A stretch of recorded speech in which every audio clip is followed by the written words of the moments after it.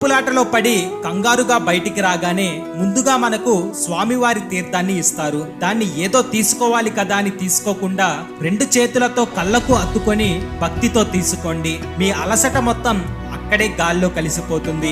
లోపల రద్దీలో స్వామివారిని తరిమితీరా చూడలేకపోయామే, మన కోరికలను స్వామివారికి చెప్పలేకపోయామే అని మనసులో ఉంటుంది. దానికి ఒకే ఒక్క పరిష్కారం ఆనంద నిలయం పైన ఉండే విమాన వెంకటేశ్వర స్వామి. బయటకు రాగానే తల ఎత్తి స్వామివారిని చూసి దండం పెట్టుకోండి. సాక్షాత్తు లోపల ఉన్న మూల విరాట్ను చూసినంత పుణ్యం వస్తుంది.